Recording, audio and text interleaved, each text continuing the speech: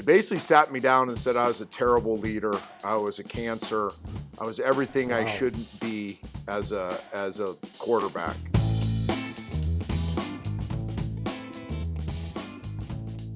Hey everybody, what's up? Trey Wingo here. Welcome into another episode of Half Forgotten History, Season 4.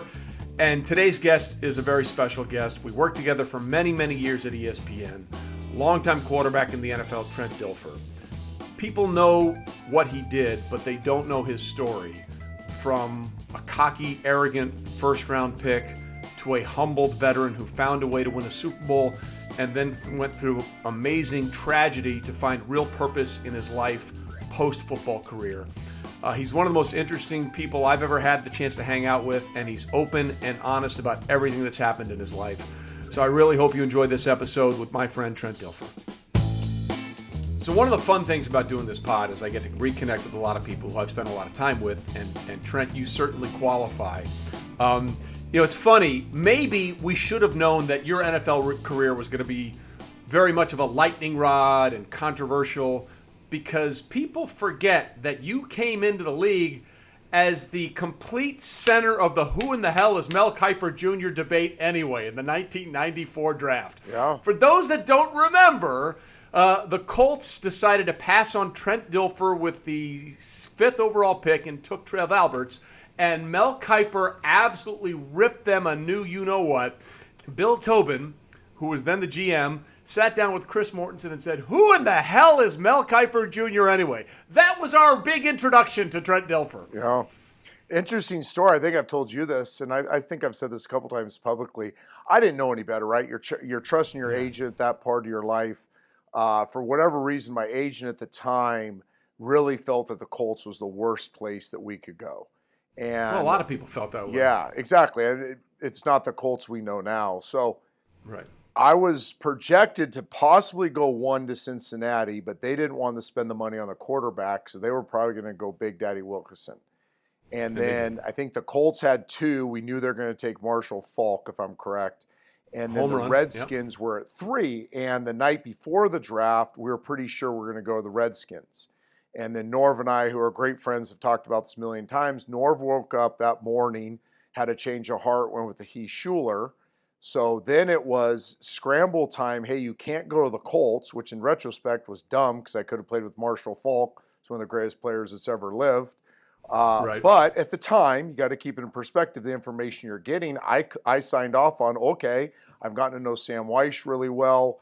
Bucs visited Tampa, felt comfortable with that situation, felt like they were going to change ownership and good things were going to happen. So I was fine going 6 to Tampa.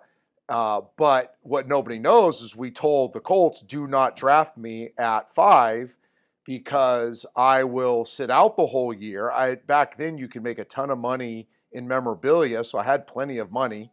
And I was just going to sit out, and then I was going to be the first pick to the Carolina Panthers, the expansion team the next year.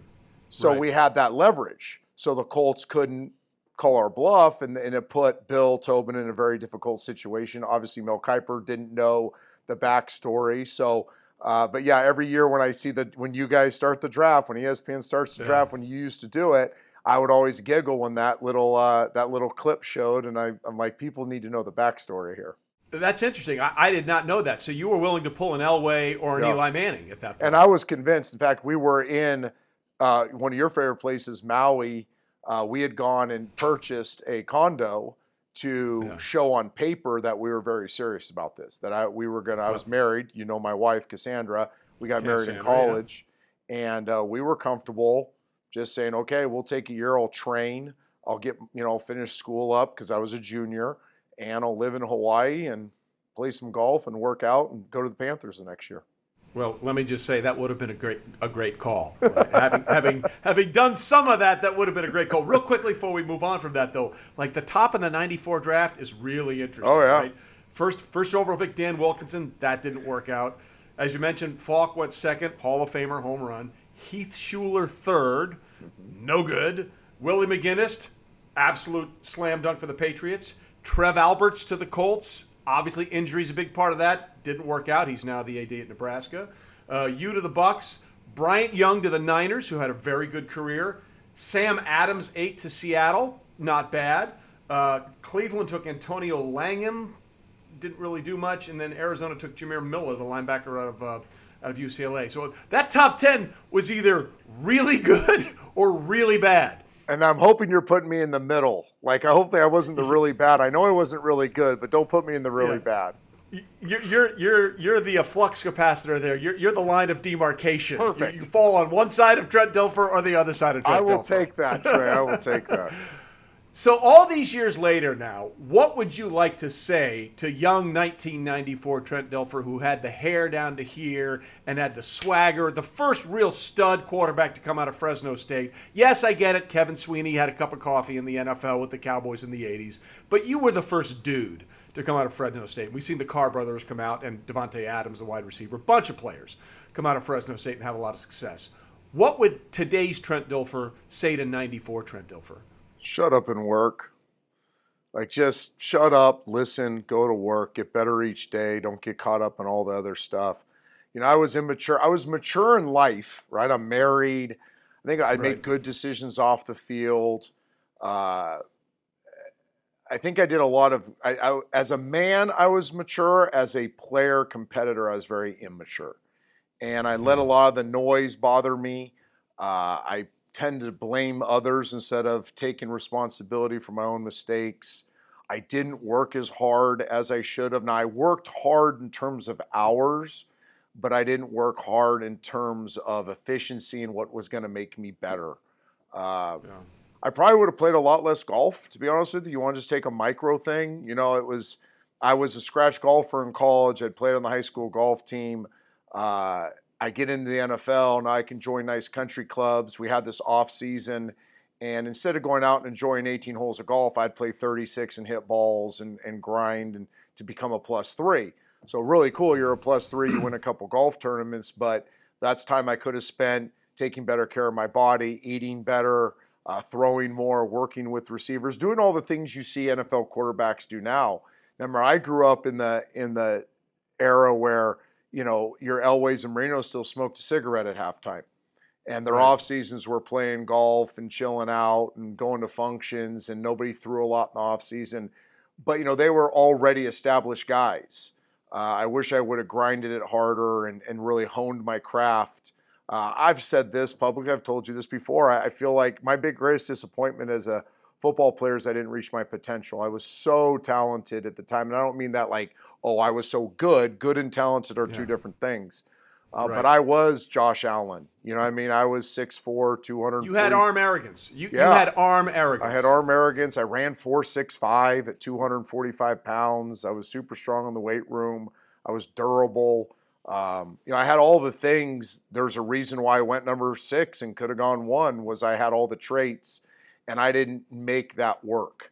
You know what I mean? I didn't maximize my potential. There's players that had far less physical ability than me that became much better players than me. So that's on me. So I wish I would have just shut up and worked. Well, listen, if it's any consolation, you are the best non-golfer that I've ever played with. I mean, you know, besides being a pro, I have never seen somebody stripe the ball. You know, I'll put Marty Fish in there because dude Marty hits it. Oh, Marty hits it better than me. When I was playing really well, I would say Marty and I were equal players. He's a much better player than me now. He hits it way better than I do. And he's so annoying because he played tennis left-handed and he's so good looking too. Just because. Oh, but don't do that because you know he's going to see this and he's going to probably retweet it and say, of course, like he's that guy. So let's not go down that road with my good friend Marty Fish. But to be fair, you did work out a +3 and you're really good at it. By the way, you also are a great guy to play with if you're not as good. And you know my index is now down to an 8.5, so I'm very happy about that. How's the elbow, by the way? You dealt with years of elbow pain. I did, and it's finally. You know what I did? I finally took one of those little tennis elbow things, that little air pouch, and that took the vibrations out, and eventually that got rid of the tendonitis. But I thought I was gonna have to quit. Oh, like, you were. There were times I saw you when we were in Monterey that one time. You're almost in tears. Yeah. That early morning, it was misty and cold, and you're trying to hit a ball, and it looked like you're getting stung every time you hit a ball. I thought you were going to walk off the golf course. Well, I'm also marshmallow soft, so that was probably something to do with it as well. So let's go through the Tampa experience. When was the lowest point for you? When did you think, or did you ever get to the point where like, geez, am I just not good enough? Oh yeah, I had a couple of those moments. I would say one was when John Lynch and Hardy Nickerson, two dear friends, by the way, and I so respect how they did this. They basically sat me down and said I was a terrible leader. I was a cancer. I was everything I Wow. shouldn't be as a quarterback. That was my first aha moment. And then I did. And they would both say I made a conscious change. And because we did have some success in Tampa, people forget. Yeah. But I did make a change at that moment. And around the same time, I remember walking off the field after a 4 interception game against Green Bay and being pelted by binoculars.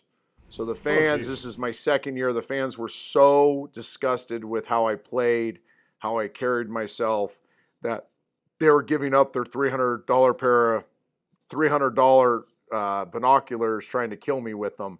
And there was an umbrella protecting me so I wouldn't get hit with them, and I had to put my helmet on. And those are two. And then the third one I would say is when my wife and I got booed out of an Outback Steakhouse on Dill Mabry when they announced our name, table for two, Dilfer, and the entire restaurant stood up and booed us.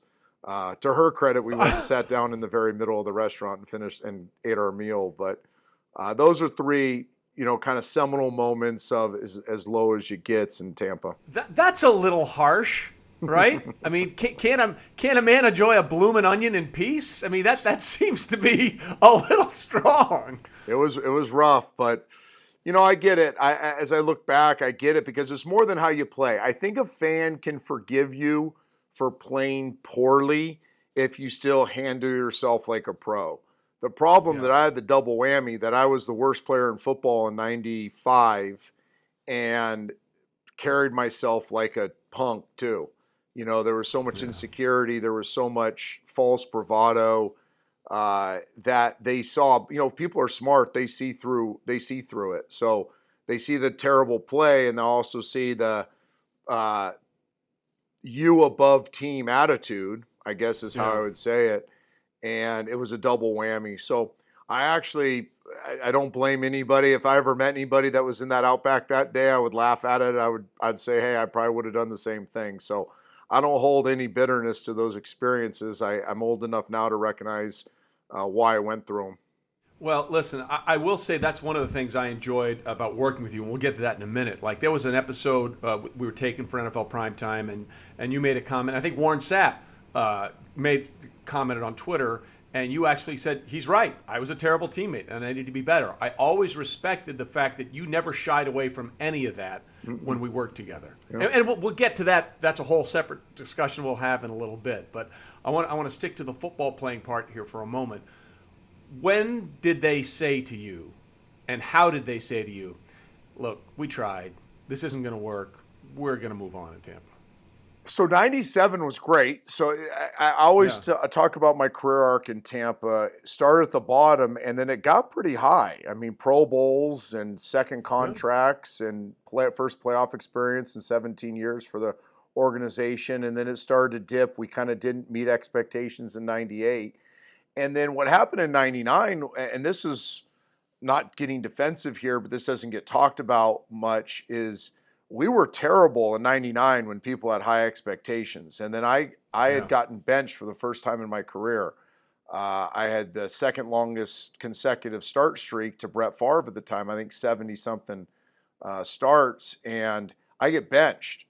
And we don't play any better that next week. So then I get the job back, and we roll off 5 in a row, and we're rolling. Now the defense is getting healthy. They're playing Buck defense in 99. Offensively, we've gone from a Buck ball to a little bit more balanced attack. We're putting up 30 against Kansas City. We're getting after people. And I break my collarbone in the Kingdome in Seattle. And third-degree AC separation, break my collarbone. And Shaun King comes in, and the defense is hitting stride, and Buck ball comes back. And Shaun does a nice job doing what he can do as a rookie. And And I think what they saw and what they told me was I was due a huge buyout at the end of year 6, which would have bought year 7 and 8. It would have put me in the top 5 highest paid players in the league, if I remember correctly. And they were just doing the math. And the economics of it was, yes, I was a good player at that point in my career. I was playing good, but I wasn't worthy of a top 5 contract. And by not signing the 2 years, I become a free agent. And they had just drafted Shaun King in the 2nd round. And he had played well as a rookie and took us to the NFC Championship game. That's the Bert Emanuel catch-no-catch game against the Rams. Yep. I actually am not bitter about that. I get it. I mean, and now that I'm running an organization, I get it. It's just a high school program, but it's more than a high school program. It's kind of like running a group of 5 college program. I get having to make hard decisions that benefit the entire organization. And I look at what Rich McKay and Tony Dungy had to do at that point, and I probably would have made the same decision, that economically it didn't make sense. So there was not a lot of bitterness. There was heartache for leaving Tampa because I had fallen in love with it. Spent 6 years there. My wife and I were entrenched in the community. Now you're Lynch's and Sapps and Brooks and Dunn's and Brooks and Dunn. So I did that. Barber. Country music, well done. Yeah, I can go on and on. Those are now your family. Like, we've been through the lowest of lows, climbed the mountain together. Like, we've done life together. Our wives have had babies with each other. We've done baby showers. We've done little kids' birthday parties. We've lived life together. And now you leave that part of it. That's what I remember. I remember the going away party they threw me at Old Memorial, and my teammates were there. And it was a sob fest, because I think everybody understood it was probably best for the team, but it was hard because now those relationships were really, really deep, and those connections were really, really strong. So that's what I remember about 99. Can we just tell the Shaun King story real quick? Can we just do that? Which one? Well, the one where you decided, okay, I understand, I think I should be playing, but they're going with Shaun, so I'm going to be a good teammate. And you went through all these things, and you went through the process of, back before the internet and everybody knew it, video cut-ups. You presented him a bunch of video cut-ups of the defenses that he would be playing, and you said, hey, just, I think I should be starting, but here I'm going to give you this information because I think it'll help you. And his response to you was, Yeah, you said it pretty much. I'd gone through, back then it was beta tapes. So you had to take these beta tapes, you had to create cut-ups, you had to get the film guy to do it. I arbitrarily, let's say 8 to 12 hours of work, prepping him. We're getting ready to play the Raiders in Oakland. It's going to be a hard road trip. So a lot of things I kind of knew as a veteran we're going to go into this thing, so I really wanted to prep him hard. And his response was, no, I got this. Just snap the ball. I'll be good. I think he had 4 completions that day. They rushed for about 350 yards on us and ran us out of the building. Again, Shaun was just what I was 6 years earlier. So, it's like looking in the mirror. I'm 6 years into this thing. I'm a vet. Now I'm a pro. Now I am a good leader. Now I'm a really hard worker, arguably one of the hardest workers on the team. And I'm looking in the mirror of a kid that was me 6 years earlier. So it was hard to be mad at him when all he was doing is responding to me probably the same way I responded to Craig Erickson, who went out of his way when he was my mentor to try to get me ready for stuff. So unfortunately, it's a natural progression sometimes of young players. I think that's going away because there's so much information out there for young players to look at on how to be a pro. You can turn on Amazon Prime or Netflix or whatever and watch the journeys of these Hall of Famers or future Hall of Famers and go, oh, I want to be like him as a rookie. But there's still some laziness and narcissism and immaturity that happens early with guys in their NFL careers. I always love that story. No, man, I got this. I got this. Bet. I'll just snap the ball, figure it out. Sure. What could possibly go wrong? Why don't we take a quick break here, and when we come back, we'll talk about the 1 year that really changed Trent Dilfer's football life, and then we'll get to everything else after football. Back after this. This episode of Half Forgotten History is brought to you by Bourbon Time. Even if you don't have the traditional 9-to-5 schedule, there's no denying that this past year has changed the way that work and rest intersect. Without a designated office to come home from, we're missing that natural break in our days. And our friends at Maker's Mark recognize this phenomenon and want to help us out a little bit. Beat the burnout and start blocking off the hour of 6 to 7 p.m. as your me time when you do what you love for you and only you. For me, I like to sit back with a nice drink of Maker's Mark over some ice. And what I love about Maker's Mark is it's so smooth. There's no bitterness and it's silky, kind of like all of Ron Burgundy's ties. It's fantastic. So let's make the idea of bourbon time a reality. Join me in reclaiming 6 to 7 p.m. as the happiest hour so you can do whatever it is that makes you happy. And if it involves a glass of bourbon, remember to drink Maker's Mark responsibly. Maker's Mark Kentucky Straight Bourbon Whiskey, 45% alcohol by volume, copyright 2021, Maker's Mark Distillery Incorporated, Loretto, Kentucky. All right, back with my longtime friend Trent Dilfer. So the Tampa Bay experience had completed, and then you find yourself looking for work, and lo and behold, you find yourself a member of the Baltimore Ravens as a backup quarterback. Yep. Really interesting. I told my players this the other day. We were talking about kind of the value of scout team and guys that haven't really earned a starting job yet and how important they are to your organization. And I was telling them it's my career arc is interesting as a quarterback. I was never a backup quarterback. I was never a scout team quarterback in my whole life. So high school, obviously, you're not. College, I wasn't, because the year I would have been a scout team quarterback, I hurt my shoulder and redshirted. So then my next year, I'm the backup. So you don't take scout team reps as the backup. It's usually the third guy, right? So I was always sitting there watching the starter. And then I started half of my redshirt freshman year anyways. Then I go to Tampa, and I'm never a scout team guy because they're always trying to get me reps. And then I'm the starter for 6 years, or I'm hurt. So when I get to Baltimore, it's the first time I'm reading a card. And it was kind of a humbling experience when you're in your 7th year. You've been to Pro Bowl. You made a ton of money.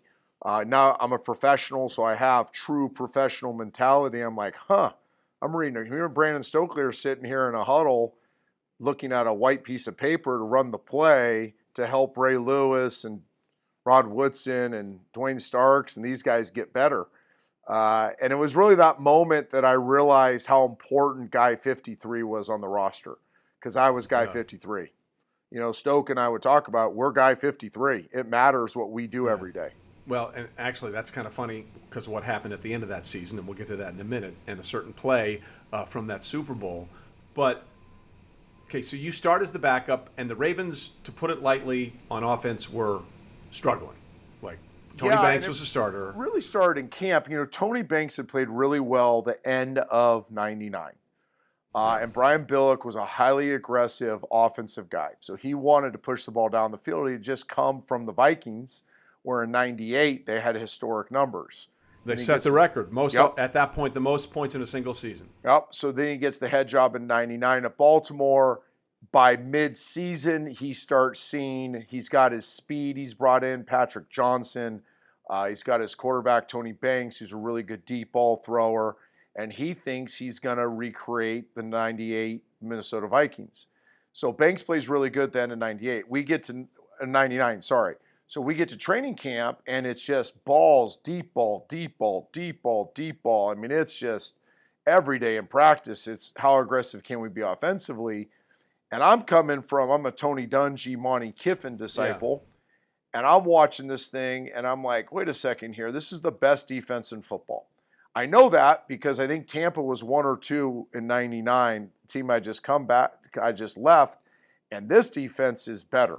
It's bigger, it's as fast, it's got a little more complexity in the scheme, and it's got a player every day in practice that I'm saying I've never seen anything like this. Not practicing against Warren Sapp and Derek Brooks, 2 Hall of Famers.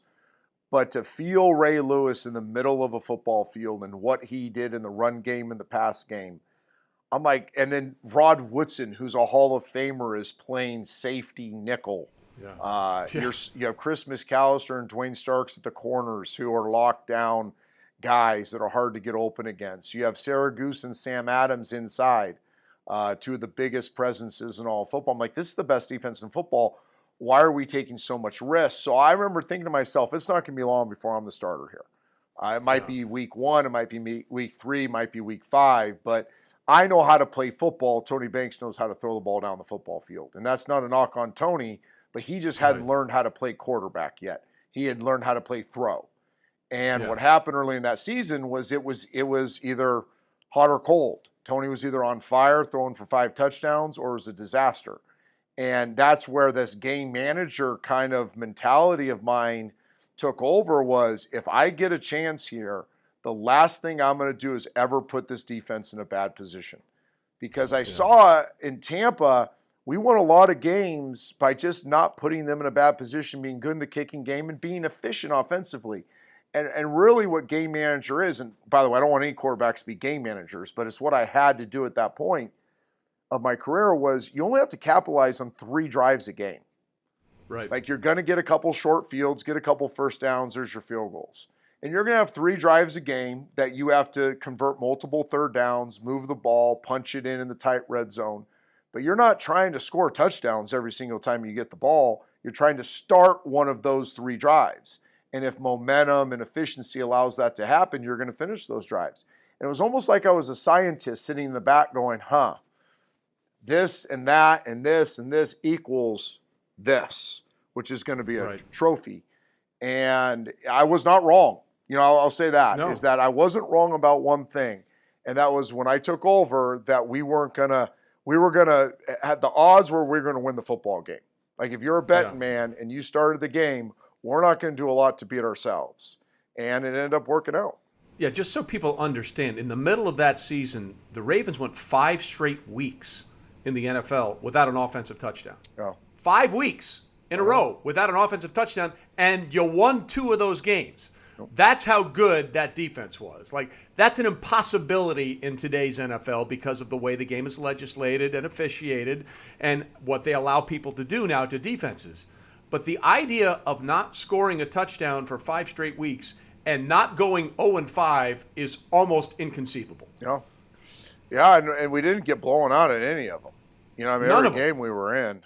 Pittsburgh, I was only part of one of those no touchdown games. That was my first start at home against the Steelers. That's when you came in, And if I would have hit Kadri Ismail on a crossing route, it was probably right here on a crossing route, and bad throw. He shouldn't have made the catch, but if we make that play, we win that game without even playing well offensively. So, we were. I remember when we kind of popped the cork from the bottle against Cincinnati. I think we scored 30 that game. The first touchdown was a little whip route to Brandon Stokely. It was aha moment. We can actually score touchdowns, and actually we got pretty hot offensively there. I want to say let's say 10. Maybe 10 through 14, 15, we actually played pretty well offensively. So you get on a hot streak, you get into the playoffs, and boom, you find yourself winning games. One big play a game basically gets it done, including that touchdown to Shannon in the playoff game against the Raiders, I think it was. And you find yourself in the Super Bowl against the New York Giants. And the teams that have the record in Super Bowl history for the fewest points allowed were the Cowboys in Super Bowl 6. They gave up 3 to the Miami Dolphins. And the Rams in the Patriots against the Rams in Super Bowl 53. They only gave up 3. But in reality, that record belongs to the Baltimore Ravens defense in Super Bowl 35, because the only touchdown that the Giants scored in that game was a kick return on special teams. The defense pitched a shutout in that game. More than just a shutout, it was domination. It was domination. It was literally, it wasn't fair, and they knew it. It wasn't a fair fight. It was like playing Tiger when he was at his best. You knew the outcome. You just had to go through the process. And they felt it. And those are some great coaches. The late Coach Fossil, obviously. John Fox was the defense coordinator. Sean Payton was the offensive coordinator. They had a lot of really good players. I just think they hit a perfect storm. By the time we got to Tampa for the Super Bowl, that game was over. It was almost, we played a lot of ping pong that week. Our guys actually handled the week really well. That team was famous for having some fun off the field, but we controlled how much fun we had off the field that week. We really stayed in-house and hung out with one another for the most part. And, the running joke as we were getting ready for that game was not if, it was how many. And they kind of knew the schemes. They kind of felt confident with what the Giants would throw at them. Rod Woodson, I give him a ton of credit. His coaching hat was also on as a secondary player. So he kind of was calling audibles in the back half of the defense based on how they lined up. We knew they couldn't run the ball just because our two inside guys and our guys setting the edge. So we knew they had to throw it 40, 50 times to keep the game going, like the Jets had done to us in Week 17. The Jets had thrown it all over the yard against us, so we felt like that might be a thing that the Giants tried to do. But offensively, we knew run the ball. If we had 30 carries in the game, we hit a couple big plays. We knew we could take advantage of some of their secondary players. That the cat was in the bag, so to speak. Yeah, and you hit Stokely early on for a touchdown in that game. And again, as you said, that game was in Tampa. So for you personally, for a guy who, as you said, was booed at an Outback on Dale Mabry, to come back on a different team to that city and lead the effort of a 34-7 win over the Giants in Super Bowl 35, to you personally, what did that mean? It was huge. I was so... was it ginorma huge? It was ginorma huge. Ginorma huge. A word me and you created on prime time. Prime time.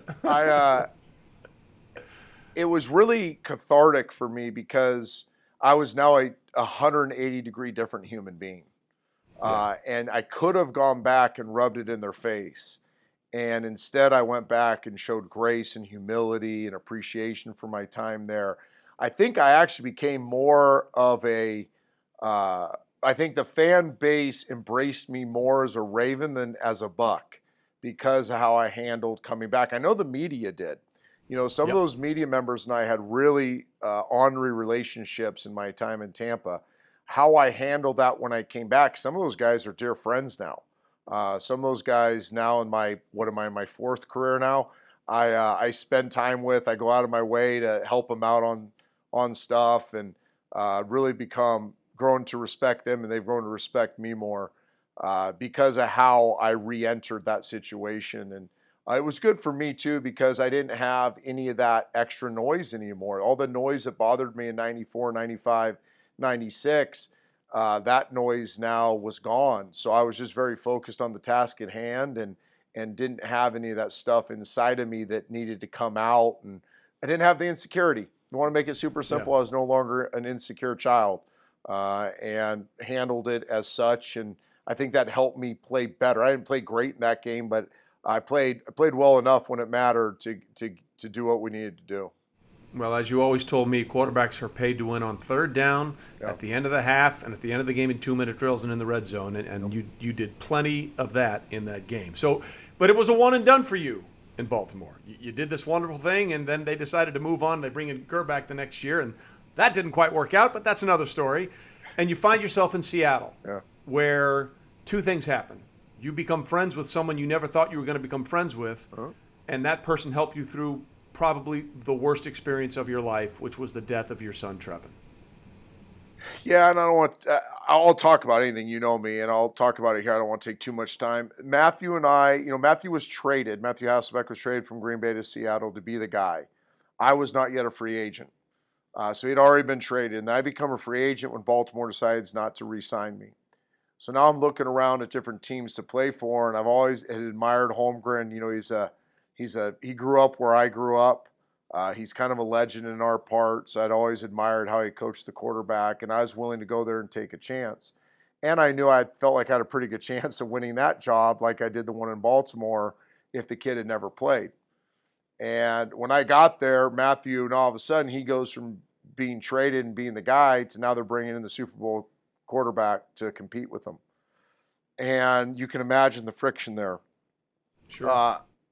I would say this, and he may tell it differently. I think sometimes we both have a media voice, so we tell the same story with different perspectives. I liked Matthew a lot. We really liked Sarah, his wife. Sarah and my wife, Cass, hit it off early on. But I was the big bad wolf to Matthew. I was threatening. Yeah. And I'm a bold personality too, so you sit in a meeting room long enough with somebody and we have very real conversations in there. And I was real with Matthew. I tried to be a truth teller in his life. And so sometimes the conversations went like this. You don't know what the hell you're talking about. Shut up and listen. Basically, I was giving myself advice from 8 years earlier to him. Or, no, that's not going to work. Or, I don't care how Favre did it. You're not Favre. And he was getting it from me and Jim Zorn. And I think, yet again, he had some stuff he had to work through. But I think where I earned my trust with Matthew is my investment into his success. At that stage, I was like, I can do both. I can pursue my best and I can push him and help him get his best, and the best man will win. I went 4-0 that year as a relief pitcher. I don't think he won 4 games the whole year as the starter. But yet, through all that, we kept growing closer. And then that offseason, they chose to give me a bunch of money and make me the starter. And he was now put in the backup role. And that's, I think, when he grew up the most. I think he really grew the most as a man, going through some hard stuff that he didn't think he had to go through. Well, that fast forward now, I tear my Achilles against the Cowboys in week 9. The game Emmett breaks the rushing record. Breaks the record, yes, set the record, yeah. And I'm done. And even being hurt and on IR, I'm still going to the office and trying to help Matthew out, trying to pour into his career, trying to help him save the season, yada, yada, yada. Well, that offseason, we all go our own ways. And in April, we take our family down to Disneyland in Southern California, and my son gets sick. And as he's sick, you can tell it's something more than just the flu. Ironically, it's a virus. And, I'll make this quick because this is where I do get emotional. We end up, his heart stops when we get him back to Fresno where we're living in the off season. He has to be put on, a virus attacked his heart, killed 99% of his heart in a matter of a day.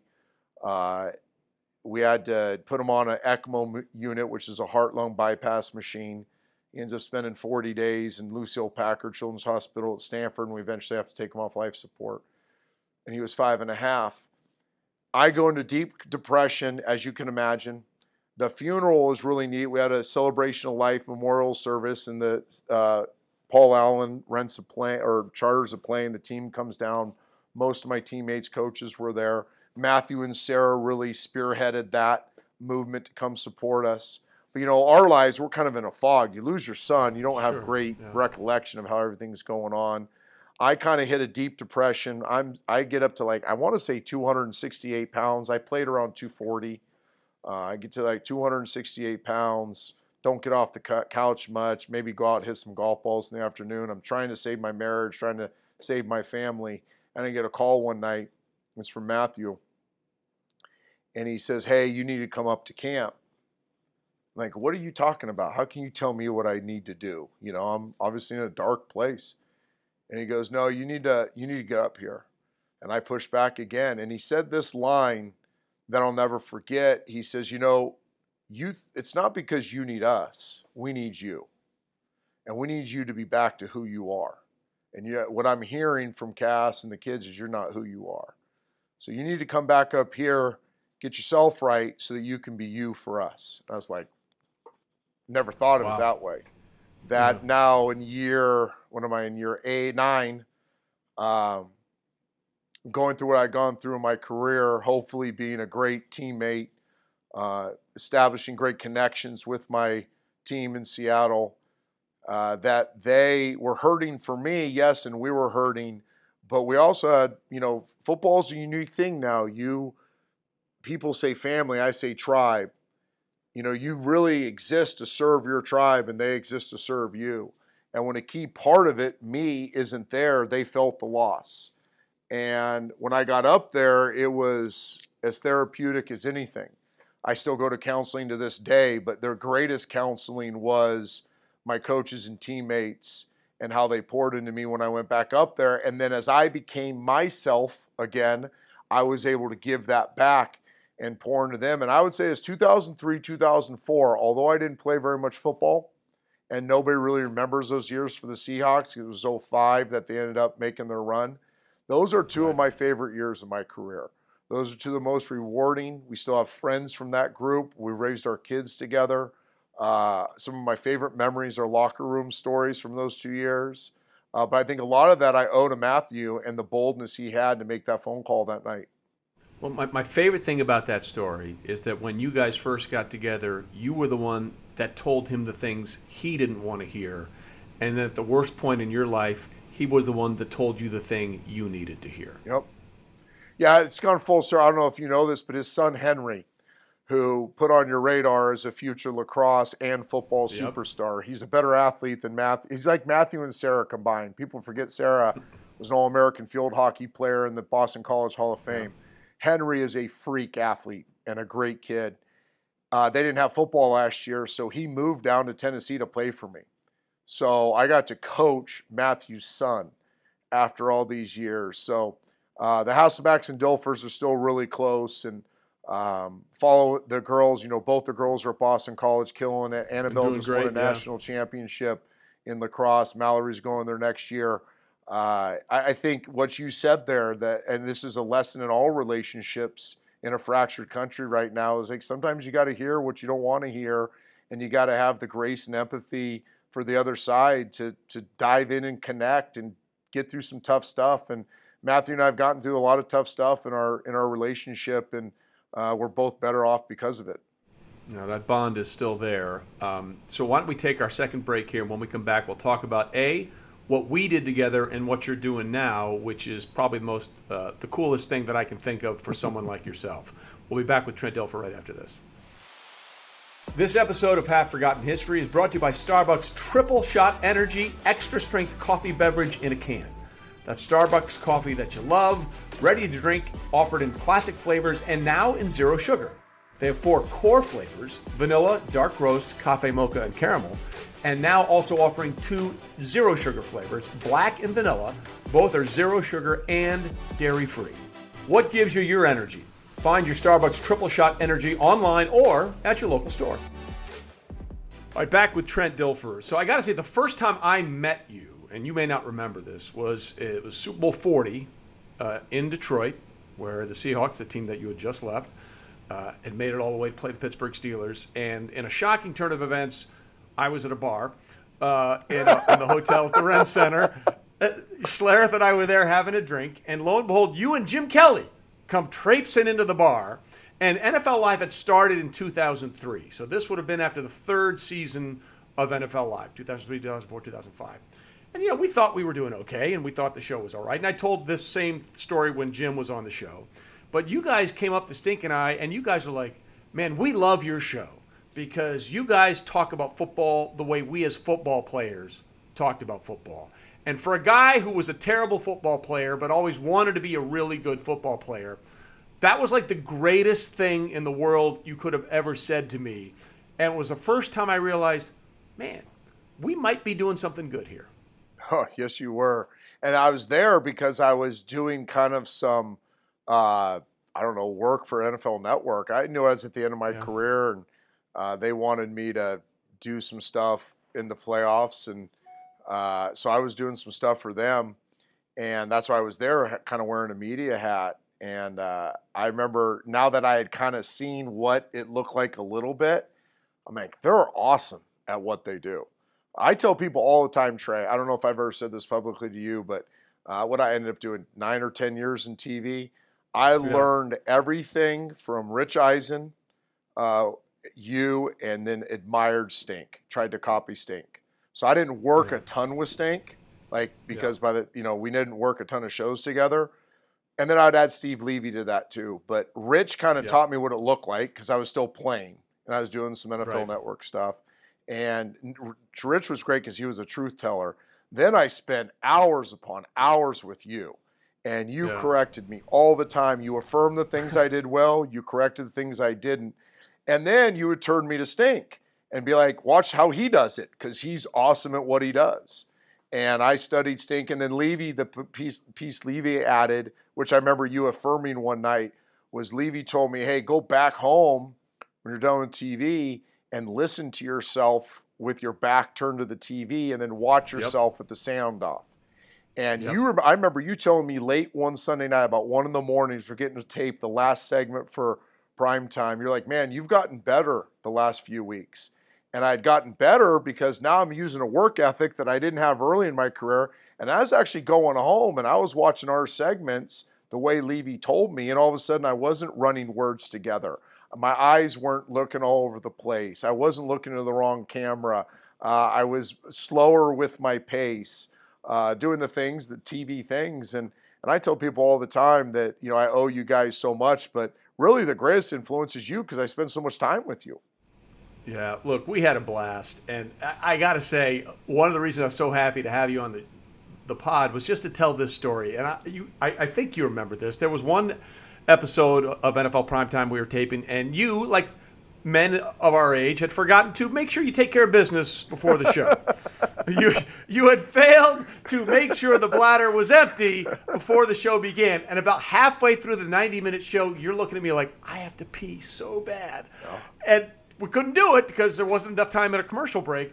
And then we get to a Chargers highlight, and because I'm a sadist, decided I'm going to lead into this. And it was because I knew you had to pee so bad. I'm like, Phillip Rivers streaming the offense to the Chargers. Trent, look at that running back leak out of the backfield. Yep. What a torrent of great throws for Phillip Rivers. What was just gushing full of offense. And you are like doubling over, pounding the set. You're trying to squeeze your knees together, just waiting to get to the end so you could take a leak. Oh, I was dying. And I remember, I vividly remember that. I could walk into that studio right now. I could probably tell you what suit I had on. And I just remember being in the bathroom going, how did he read that highlight like that? Like, you completely pivoted. Because I'm an idiot. And just tortured me for a 3.5-minute highlight.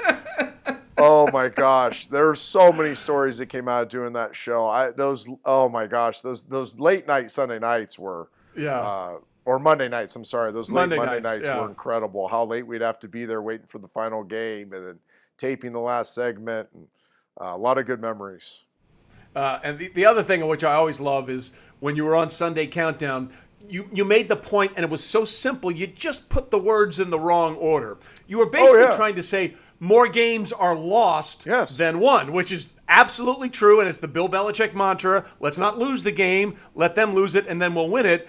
But it came out, you cannot lose a game and still win it. And you can't lose games in the NFL and win them. And win them, yeah. Yeah, I get it about once a week on Twitter. So once a week, somebody reminds me, and I always I don't respond a ton on Twitter, but I always try to respond my best work. Like exactly. Oh my gosh! But you were right. It just came out the wrong way. But I knew exactly what you were trying to say. That was brutal. But more importantly, after that, and after you left ESPN, you really found your calling in what you're doing now with coaching Lipsomb Academy in Nashville and what you're doing with the Elite 11. Yeah, and I felt it the last couple of years on TV. And again, this is not to knock. I have so many great relationships with the people at ESPN, and it's a great career. Met so many friends out of it. When players transition, say, should I go do TV? I say, absolutely yes. You should absolutely go down that. My last couple of years, I was like, for some reason, I just don't have the juice anymore. Like I'm not enjoying it, and I want to do things that when I wake up in the morning, the hair on your arm stands up. Yep. And the hair on my arms wasn't standing up anymore. And I had turned down some coaching opportunities while I was playing because I had girls and they were, chasing their own careers. And when we retired and went to Austin, I thought it was going to be golf, dip my toe in the media, and be an entrepreneur. I own a few businesses and wanted to see if I had, that in me. And as I'm living in Austin, and I played 218 rounds of golf in 2018. Respect. And I don't regret it. Great friends in Austin. Enjoyed a lot of it, but I just wasn't how I was wired. And I just felt like I was being called to something different. So I went home and told my wife, I'm like, hey, we're probably going to go to China and become missionaries because I'm going to say yes to whatever's next. And I end up falling on this high school coaching job in Nashville, Tennessee. It made sense because my youngest daughter had just committed to play college volleyball in Nashville. My wife and I we were this close. We were RV shopping. We were going to buy one of those souped up, best of the line, giant RVs and take the football season and travel to SEC, NFL cities, and then go watch our daughters play volleyball. We had another thing. We were going to try every beef jerky on our trip and do a beef jerky blog. That was our thing. That's where we were going. And I end up coming across this sleepy program in Nashville, Tennessee. They had won 3 games the 2 previous years. I didn't care. They had 38 kids in the program, 6 lifted with a PVC pipe because they weren't strong enough to lift with the bar. I didn't care. I just felt called that I need to do what I was wired to do, and I took a leap of faith. My family took a leap of faith, and it's turned out really to be one of the great joys of my life. Listen, I don't want to tug at the heartstrings too much, but how much of you doing and coaching young men is sort of easing the fact that you never got to coach your own son? Ton. I mean, the motto, I'll move that there, but that was a team picture that the community gave me, and it says pain repurposed into passion. And I think that's what this thing really is our pain repurposed into passion for a community and helping grow young men and getting a second chance at parenting boys. You've done it, Chappie. I mean, there's difference between parenting boys and girls, not better or worse, just but different. And I parented 3 girls. They're all in college. One's married. And this is my second chance to parent boys. And that's really what we do. You know, we have, I'd have to ask Joey over, but he told me that I think 100 and something years of NFL and college coaching or playing experience on our staff. Wow. And here at Lipsomb. And I was talking to Phil Dawson the other day, who's my special teams coordinator, been one of my best friends forever, 21 years in the NFL. Probably has Hall of Fame numbers. Probably won't make the Hall of Fame, but if you look at his numbers, he has Hall of Fame numbers. And we were both sitting there going, all we're doing is parenting. They call us coach, but that's all we're really doing is parenting. We are doing everything in our power sacrificially to give them all the tools to go crush life at every area.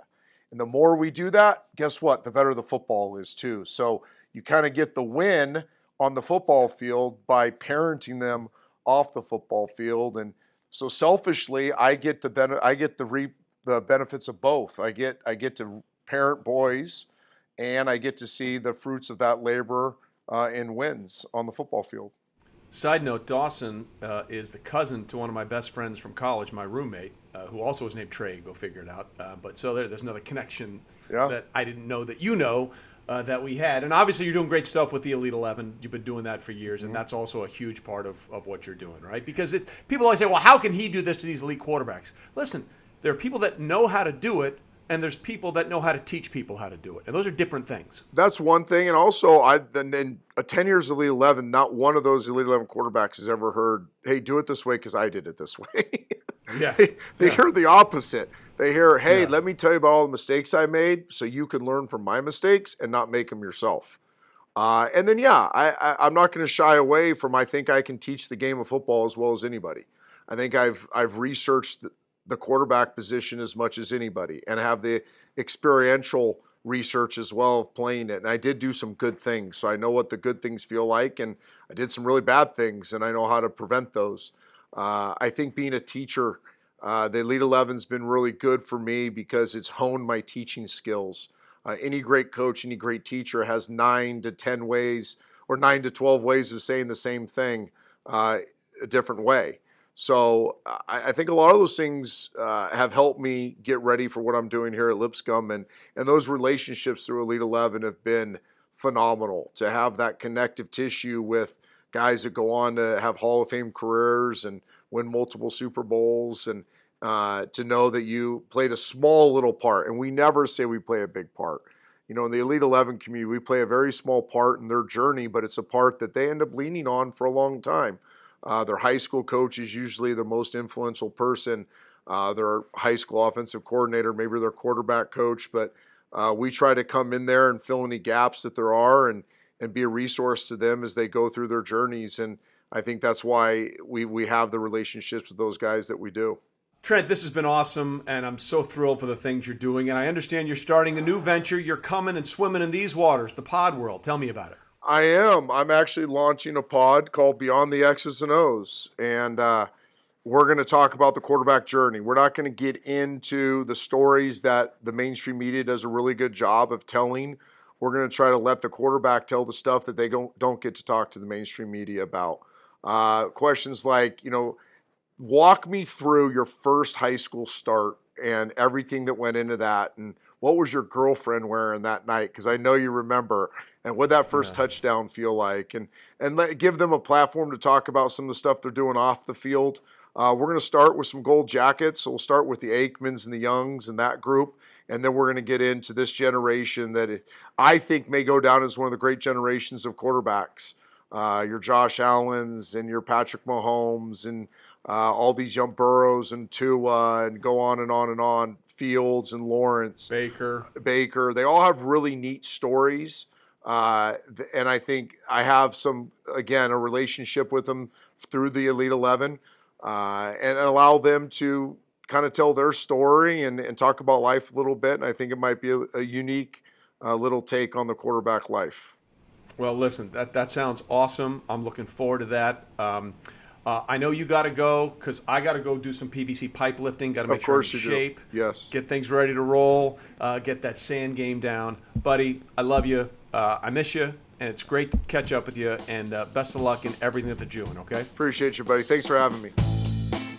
So once again, thanks to Trent. Obviously, he's doing great things at Lipsomb, and he's been doing great things with the Elite 11 for years. And I'm telling you, his pod about quarterbacks and their journeys is going to be absolutely remarkable, although I may have to arm wrestle him for a couple of guests. He'll probably win. That'll do it for this episode of Half Forgotten History. As always, thanks for being with us.